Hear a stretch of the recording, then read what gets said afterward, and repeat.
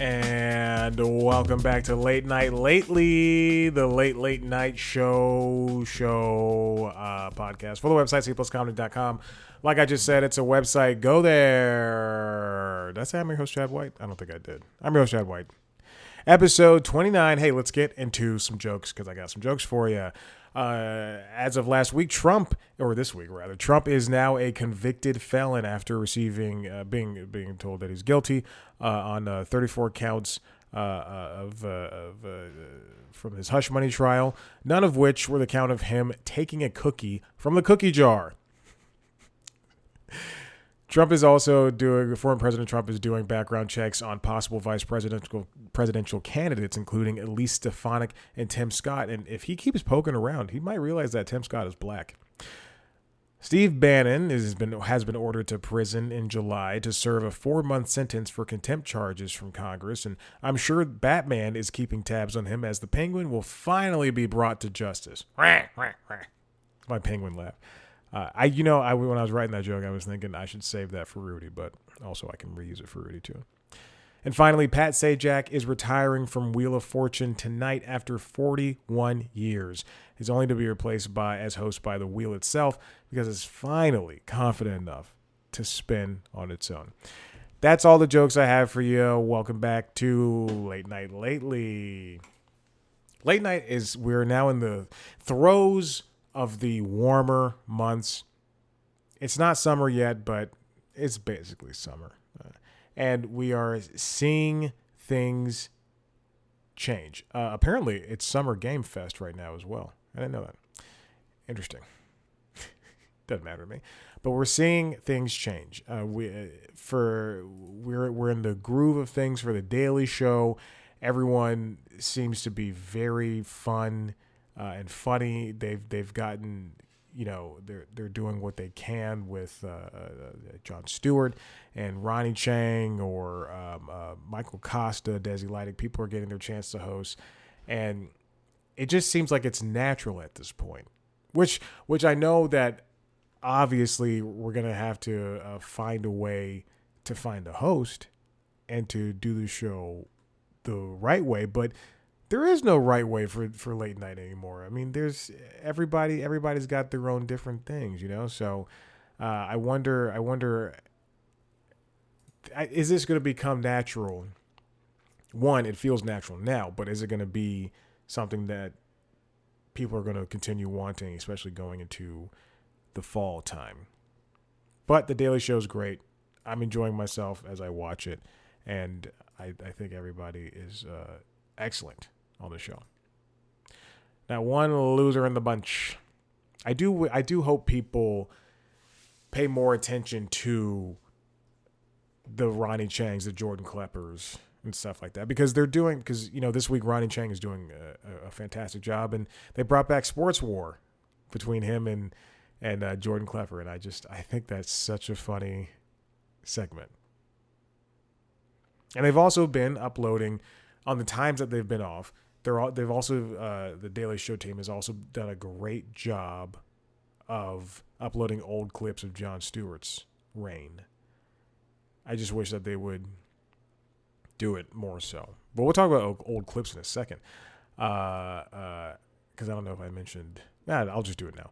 The last week tonight. Let me find the tab. Last week tonight, they've been off for 2 weeks, and they uploaded all of season 2, and it's been great to see that. I think I did talk about this, but now Oliver's show is back, and it's very funny to think that when this show started, if you look at any one of those season 2 episodes, besides the main story, they used to do like maybe 10 minutes up top with smaller stories, and then they would jump into the main story. But now it feels like there's so much information for the main story that they just kind of roll right. They breeze right past smaller stuff, and then they roll right into the main story, which is something I just noticed. Fallon had a good week too, with people like Cola Scola, Ariana Grande, Matt Smith, Marlon Wayans, and Jessica Alba. I sat there. I was watching the monologue for the Ariana Grande episode, and I was thinking, Why is Ariana back? Because it feels like she was just there. I didn't watch the interview. I don't feel like it. But it truly feels like she was just there. Or maybe it's because I was looking at clips of her in the recent weeks. Yeah. Colbert had a big week as well. I think they all just had a big week. It doesn't really matter. But people like John Bon Jovi, Tig Notaro, Bon Jovi's got a new album out. Did not listen to it. Alicia Keys. I need people to have more, not just musical guests, but like comedians and also like musicals. I like it when Late Night with Seth Meyers is musical. Speaking of Late Night with Seth Meyers, we're back with another episode of Corrections, which I love. But Amy Poehler came by, Sandra Oh. We had Retta. And he also had Back in My Day, which is one of my favorite bits. I'm just breezing right through these. Will I link anything? Who knows? Kimmel came back in the middle of the holiday week, which was very strange. Memorial Day holiday week. When everybody else is off, he came back on like that Thursday, or Wednesday rather.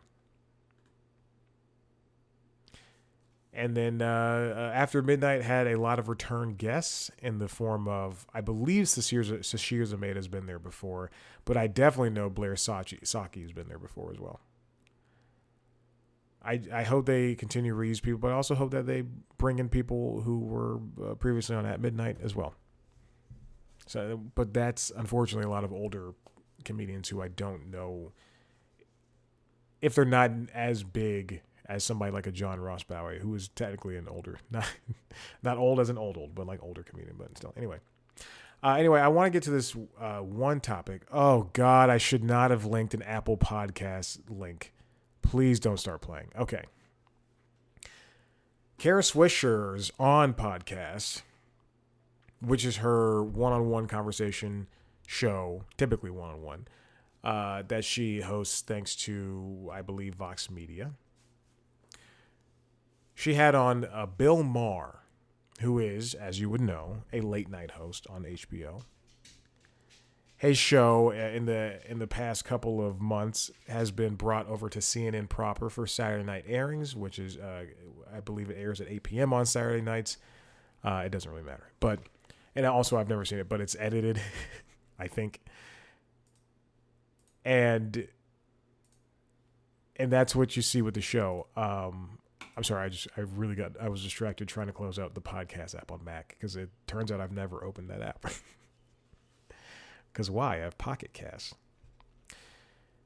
Kara sat down with Bill in his podcast recording place, which is in his home studio, to talk about his book, Gaza, childhood politics, and cancel culture.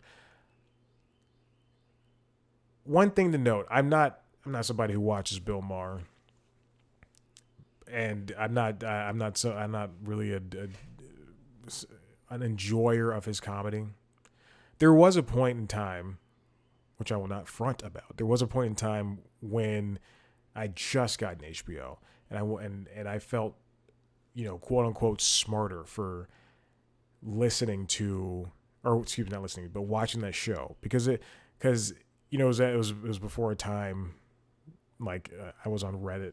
I'd ever read Reddit or read newspapers or really just done anything outside of what is perceived to be smart, in quotes, quote unquote. And I watched him and I was like, whoa, this guy's got he's a radical thinker. And then, you read more or you get different viewpoints and you go, oh, this guy's kind of a dick. So all I have to say is I recognize Bill Maher. I know who he is. I don't fully agree with him. I do think sometimes he says some stuff that's funny, but a lot of his ideas are definitely not something I agree with. Although, again, I'm gonna say this: I am not a fan of his. I'm not a fan of Joe Rogan's, I think we need those voices in order to counterbalance all the stuff that we're hearing from everybody else. So even if they're crazy and you don't agree with them, boy howdy, we need them so that we're gonna have some type of discourse. But again, I definitely don't agree with either Bill Maher or Joe Rogan. Although I will say this, Bill Maher his bookers do get people that I typically would enjoy in other contexts. So he will get a Kara Swisher or a Scott Galloway or a Chris Rock or somebody promoting something, and then he'll also get like a Tom Cotton. Like, dude, come on, we don't need this person on here. But Kara sat down with him to talk about all that stuff, and it's Bill's a guy who, if you when he's in a conversation, a one-on-one conversation, he can really take up most of the air in the room, and I mean, he'll do that for any conversation, but he can take up most of the air in the room but still have a conversation with this person and seem kind of salient in the end. But then again, when he's talking to groups of people, when he's leading his show, he's like puffing his chest out like a lowland gorilla and saying, "I'm in charge. Whatever you're saying is wrong. I don't agree with you." But when you get him in this kind of mellow state, then if it seems it's a lot better. I will never listen to his podcast, but I did watch clips of him talking to to Bill Burr, and Burr kind of was setting him straight, but that's what Bill Burr does. He cuts you down to the core. He uses a scalpel, and then he goes in there with a machete to clean everything up. He goes in there with a scalpel, and he kind of slices open at your heart, and he's like, "All right, time to get the bigger knife," and he cuts open. And that was to watch clips of that. Again, I will never watch his podcast, but to watch clips of that felt so good to see, because somebody needs to cut Bill Maher down to size. And the same thing can be said when watching. I watched Tim Heidecker on his podcast, Office Hours, I believe. Also, he saw that Bill Maher had talked to Jeff Ross, and Jeff Ross looked so defeated, so sad, and just so defeated that he was talking to Bill Maher, and that Bill Maher was talking, down to him or over talking him and everything. And if you're interested at all in any of that, go watch Tim Heidecker Office Hours. He and his crew just decimate that episode of the podcast. It's so funny. And then they come back a couple of weeks later with Kyle Mooney and recreate. With Fred Armisen and recreate that podcast. And it's such a funny idea. It's so funny. It just works. But Kara, she, like Bill Burr, is able to use a scalpel and go in there and really just dig into without being Bill Burr, without having Bill Burr's, wit of jokey wit and being able to be funny and knock him down to size. But Kara was able to go in there and just question and follow up question with Bill Maher on certain things. And it's good to see. She talked to him about his book. She talked to him about Gaza and everything. I'm looking at a transcript. Just Google On with Kara Swisher transcript. But it's, again, it feels as though there are moments where Bill Maher is able to be somebody who doesn't seem like they're better than the other person. It doesn't seem like they're trying to portray themselves in that way. And when he gets to that point, yes, then maybe he can be an agreeable person and be fun and be funny. But I mean, I don't want to see this guy roll a blunt on his podcast, and then, because that's what he does. And then try to talk philosophy and try to be a one of these older white philosophers that people worship online. Oh God, come on! And I'm over here being unprofessional. This microphone is just acting crazy.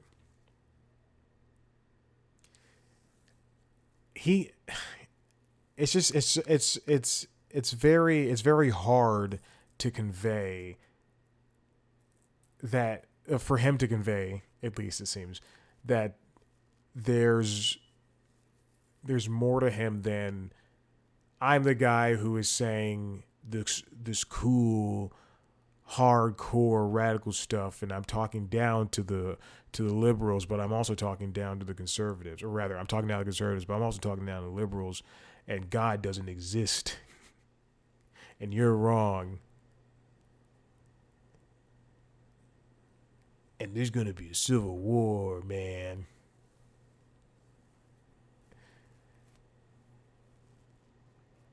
But again, we need voices like his in order to have, conversations along these lines. Now, does that mean that we need people like Greg Gutfeld to host a Fox News show, a late night show? No. But they exist. It's not part of the discourse because they've put themselves in an arena where the people who would usually watch late night shows aren't falling over to that side.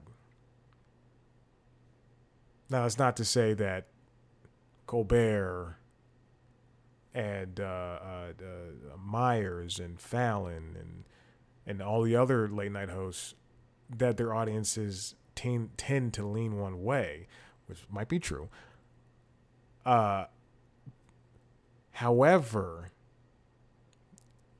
people who typically watch that stuff, or even alt comedy, they're not going to be the ones going, January 6th was real and we should do it again. And women need to have all the babies and don't need to have abortions or things like that.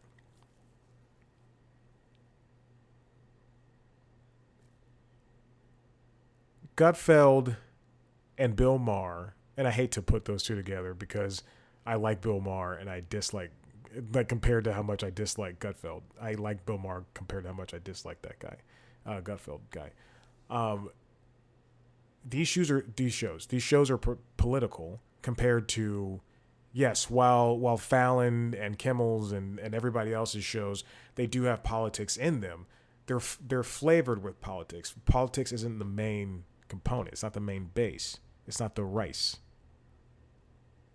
It's the chicken. It's the protein.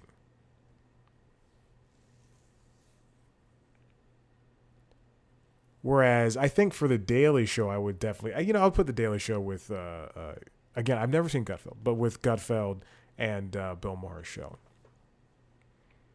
And I feel like that's the way you do a late night show that deals with politics right. The Daily Show is the way you do it. Because it handles news and handles politics in a much better sense than any late night show could. But for Bill Maher, that's more of a political chat show that happens to, if you ask Bill, that happens to be funny. And for Gutfeld, it's on a news network. His show's on a news network. So, yeah, I guess they would say it's a funny news panel show.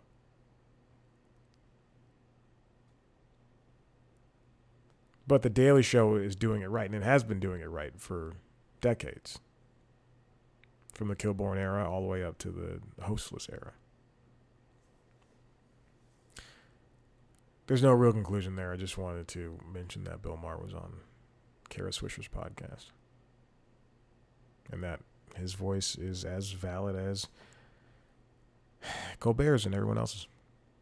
Listen, if you like what you heard here, head to the website cpluscomedy.com where I've got other conversations on other podcasts talking to famous people. You can follow us if you want to listen to other podcasts, you can check out the Constitutionals podcast, which is the entertainment business news podcast, as well as LinkedIn Logs, which is the jobs podcast. And I was about to hit the LinkedIn Logs theme song.